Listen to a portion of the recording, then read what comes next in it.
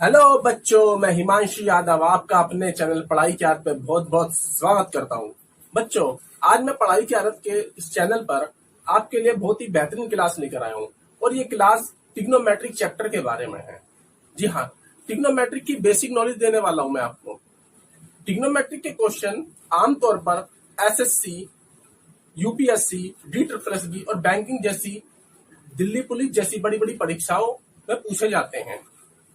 और प्राय ये देखा जाता है कि जो बच्चे होते हैं, जो कैंडिडेट्स होते हैं, वह इन क्वेश्चन को करने में अपने आप को असहज महसूस करते हैं, उन्हें आसानी से नहीं सॉल्व कर पाते। तो मैं आपकी ट्रिग्नोमेट्रिक की जर्नी को आसान बनाने के लिए ही यहाँ पर उपस्थित हुआ हूँ। तो चलिए बच्चों, वक्त को ज्यादा न गवाते हुए आज की बेसिक क्लास की तरफ चलते हैं। जैसा कि नाम से ही पता चल रहा है, ट्रिग्नोमेट्री। अब मैं आपको बताना चाहता हूँ बच्चों कि जो ट्रिग्नोमेट्री है वो एक ट्राइंगल के ऊपर बेस है। किसके ऊपर बेस है? ट्राइंगल के ऊपर बेस है। और वो ट्राइंगल होगा राइट एंगल ट्राइंगल। क्या? Right angle, right angle triangle, समकोण त्रिभुज, समकोण त्रिभुज। ज्यादा कोण 90 डिग्री का पाया जाता है इसमें।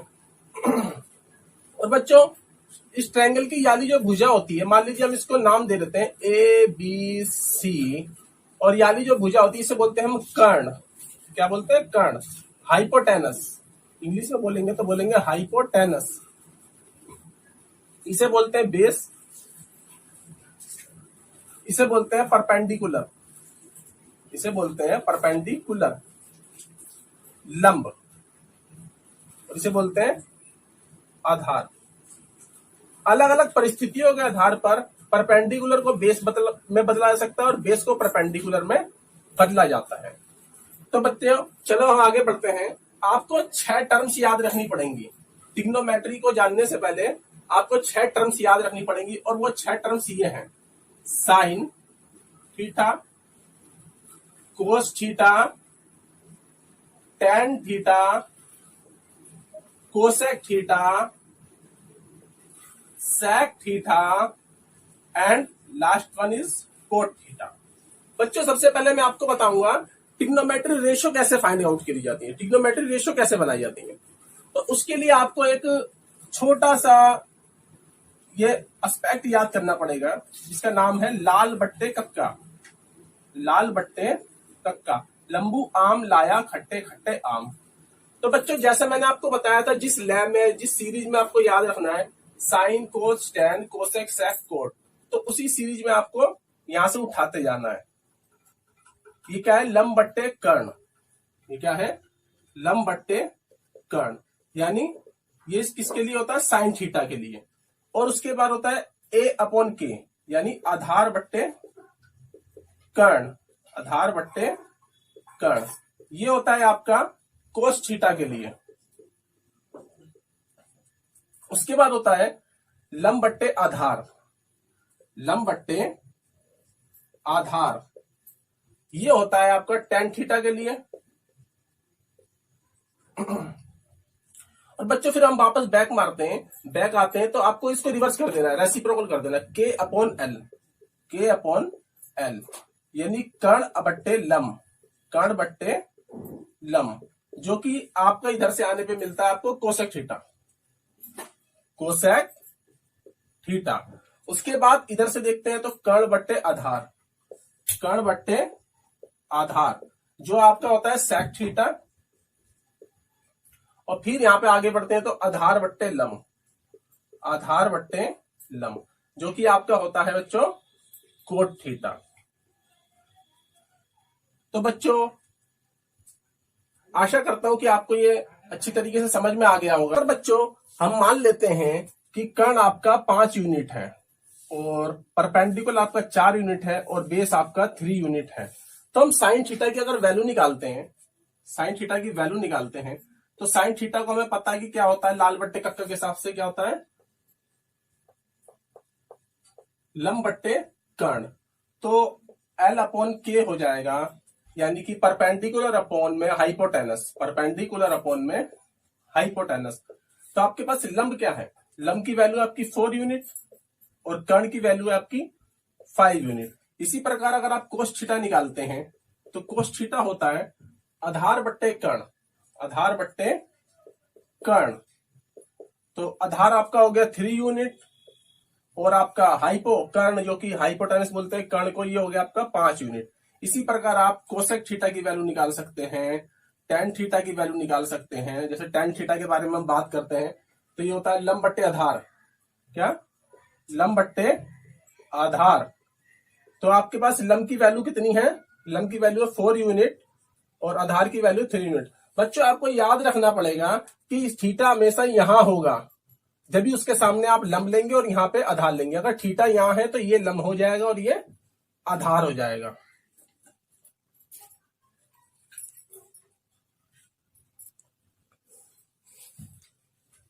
तो बच्चों चलिए आगे आपको बताते हैं कि साइन थीटा का दूसरा नाम क्या है, साइन थीटा को दूसरे किस तरीके से रिप्रेजेंट किया सकता है। साइन थीटा को हम लिख सकते हैं 1 upon cosec theta, 1 upon cosec theta.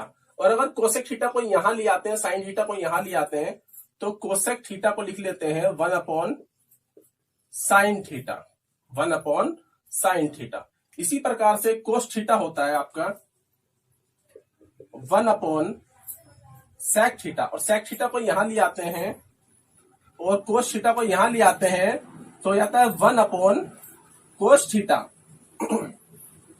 और इसी प्रकार से बच्चों टेन थीटा को भी लिख लेते हैं हम, टेन थीटा को लिख लेते हैं 1 अपॉन कोट थीटा। और टेन थीटा को और भी लिख सकते हैं हम साइन थीटा बट्टे कोस थीटा। जी हाँ, इस तरीके से कोट को यहां ले आते हैं तो कोट थीटा हो जाता है 1 अपॉन टेन थीटा और कोट को हम लिख लेते हैं कोस अपॉन साइन थीटा, कोस अपॉन साइन थीटा। तो बच्चों मैं आशा करता हूं आपको समझ में आ गया होगा। तो बच्चों आगे बढ़ते हैं और मैं आपको बताता हूं कि ट्रिग्नोमेट्री में वैल्यू को कैसे फाइंड आउट करते हैं। इससे आपके पास साइन थीटा है तो साइन थीटा के लिए आपको 0 डिग्री रखना है, तो साइन 0 डिग्री को उसकी वैल्यू कितनी होगी। तो इसको फाइंड आउट करने के लिए बहुत ही आसान तरीके से हम इस सारणी को बना भी सकते हैं, जैसे कि मैं आपको बताने जा रहा हूं। उसका पहला स्टेप क्या होगा कि आप सबसे पहले 0 से लेकर 4 तक गिनती लिख लें, 1 2 3 और 4। अब सबको स्टेप 2 में 4 से डिवाइड कर दें, 0.4 तो वैल्यू कितनी आएगी 0। 1 को 4 से डिवाइड कर दें, 2 को 4 से डिवाइड करेंगे तो 2 1 जा 2, 2 2 जा 4 आ जाएगा आपका 1/2। और फिर 3 को भी 4 से डिवाइड कर देंगे और 4 को 4 से डिवाइड करेंगे तो आपका आ जाएगा 1। एंड स्टेप 3 आपको लेना है, आप सबका स्क्वायर रूट कर दीजिए, आप सबका स्क्वायर रूट कर दीजिए। 0 है तो 0 का आप स्क्वायर रूट करेंगे तो आपका 0 निकलेगा। इसी तरीके से 1/4 का करते हैं तो 4 को आप लिख सकते हैं 2 into 2 और इस 1 को लिख सकते हैं 1 into 1। यहां से एक 1 निकल के आ जाएगा और यहां से 2 निकल कर आ जाएगा। इसी प्रकार यहाँ पे आप 1/2 का स्क्वायर रूट कर देंगे तो 1 तो फ्री हो जाएगा जैसे यहाँ पे हुआ था, पर 2 के ऊपर स्क्वायर रूट रह जाएगा, 2 अंडर रूट में रह जाएगा। इसी प्रकार यहाँ पे 3/4 का करते हैं तो 3 के ऊपर अंडर रूट रह जाएगा, 3 अंडर रूट में रह जाएगा और यहाँ से 2 निकल जाएगा। और 1 का करेंगे तो 1 तो किसी भी पावर से मुक्त होता है।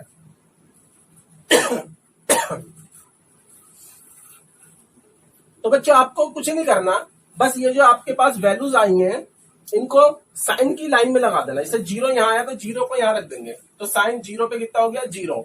और 1/2 को साइन 30 पे कितना हो गया 1/2। साइन 45 पे कितना हो गया 1/√2। साइन 60 पे कितना हो गया 60 पे हो गया √3/2। और साइन 90 पे कितना हो गया 1। अब आपको थोड़ा सा आगे बढ़ जाना है, आपको क्या करना है कि साइन की वैल्यूज को उल्टी तरफ से लगा देना है। जैसे यहाँ पे 1 है तो 1 को यहाँ रख देना है, फिर √3/2 इसको यहाँ रख देना है, इसको यहाँ रख देना है। आपको एक चीज दिखाई दे रही होगी, साइन और कोस 45 डिग्री पे बराबर होते हैं। और इसी प्रकार यहाँ पे 1/2 रख देना है, फिर यहाँ पे आगे बढ़ना है 0, यानी कोस 90 डिग्री पे 0 होता है। बच्चों मैंने आपको भी बताया था tan को हम क्या लिख सकते हैं, साइन बट्टे कोस लिख सकते हैं ना। तो आप क्या करेंगे, साइन की वैल्यू 0 पे कितनी है और कोस की वैल्यू 0 पे कितनी है, तो उसके आधार पर टेन की वैल्यू 0 पे आ जाएगी। देखिए साइन बट्टे कोस यानी 0/1, तो 0/1 0 होता है, तो कोस टेन 0 पे कितना हो गया 0। इसी प्रकार यहाँ पे साइन कितना 1/2 और टेन और सॉरी कोस कितना है 30 डिग्री पे √3/2। पहली मंजिल और तीसरी मंजिल कट जाएंगी आपस में, 1/√3 बच जाएगा आपका। तो टेन 30 पे कितना हो गया 1/√3। इस तरीके से ये कट जाएंगे आपस में, 1 हो जाएगा टेन 45 पे। इस तरीके से इसके अपॉन में ये रखेंगे हम, √3/2 के अपॉन में रखेंगे 1/2, तो इससे ये कैंसिल हो जाएगा। टेन 60 की वैल्यू हो जाएगी आपकी √3। और यहाँ पे अगर रखते हैं अगर हम साइन 1 और कोस 0, तो जिसके नीचे 0 होता है तो वो हो जाती है नॉट डिफाइंड। इसी प्रकार कोसेक की वैल्यू निकालते हैं तो हम साइन को उल्टा कर देंगे। मान लीजिए साइन के नीचे क्या है 0 के नीचे क्या है 1, तो कोस 0 पे क्या होगा 1/0 यानी नॉट डिफाइंड। जिसके नीचे 0 वो नॉट डिफाइंड। कोसेक 30 पे कितना होगा, साइन को रेसिप्रोकल कर दीजिए 2/1 यानी 2 आ जाएगा। इस तरीके से कोसेक 45 पे कितना हो जाएगा √2/1 यानी 1 से इसको डिवाइड करेंगे तो √2 आ जाएगा। इसी प्रकार कोसेक 60 पे हो जाएगा 2 ऊपर √3 नीचे। इसको अपोजिट करेंगे तो 1 का अपोजिट 1 रहता है। अब बच्चों सेक की बात करते हैं, तो सेक 0 डिग्री पे जानने के लिए आपको कोस को उल्टा करना पड़ेगा। यहाँ पे मान लीजिए 1 है, इसके नीचे 1 है, तो 1/1 1। इसको रेसिप्रोकल कर देंगे 2/√3 यानी सेक 30 पे हो जाएगा 2/√3। और इसी प्रकार सेक 45 पे हो जाएगा √2/1 यानी कि √2।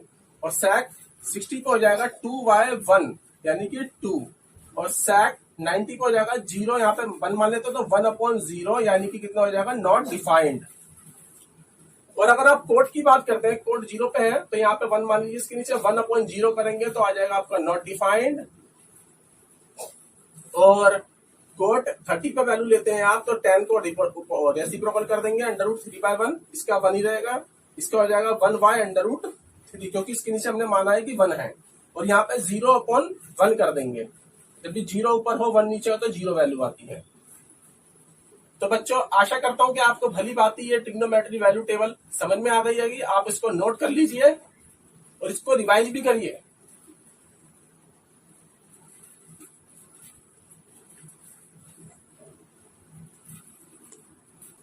तो चलिए बच्चों, मैं आपको ट्रिग्नोमेट्री के कुछ बेसिक फॉर्मूलाज की तरफ लेके चलता हूं। जैसे आपको मैं पहला फॉर्मूला बताता हूं, ये होता है sine square theta plus cos square theta is equal to 1। आपको जब भी दिखे साइन स्क्वायर थीटा यानी ये थीटा सेम होना चाहिए, यहाँ पे कुछ भी हो सकता है, थीटा सेम होना चाहिए। और कोस स्क्वायर थीटा बीच में प्लस लग रहा हो तो आपको 1 रख देना है यहाँ पे। बच्चों इससे आप नए नए फॉर्मूले भी जनरेट कर सकते हैं। आप साइन स्क्वायर थीटा को यहीं रखिए और ये कोस स्क्वायर थीटा यहाँ पे प्लस का निशान है तो सीमा पार ले जाइए, ये सीमा है इसको पार ले जाइए। आप इसको बदल देंगे, इसका साइन बदल देंगे, क्या हो जाएगा आपका 1 को पहले रखिए। कोस स्क्वायर थीटा क्या हो जाएगा माइनस का हो जाएगा, क्या हो जाएगा माइनस का 1 माइनस कोस स्क्वायर थीटा। और आप अगर आप वर्गमूल कर देते हैं, जब भी आपको वर्ग दिखाई देता तो वर्गमूल कर दीजिए यानी स्क्वायर रूट कर दीजिए, स्क्वायर रूट कर दीजिए। ये स्क्वायर रूट है, इससे कैंसिल होता है। और यहां पे स्क्वायर रूट करेंगे तो 1 माइनस कोस स्क्वायर थीटा। बच्चों इससे ये कैंसिल नहीं होगा कि 1 में से माइनस हो रहा है कोस स्क्वायर थीटा, अगर यहाँ पे स्क्वायर होता तो कट जाता। अब साइन थीटा बचा आपके पास, क्या बचा साइन थीटा की value √1 minus cos square theta. इसी तरीके से होता है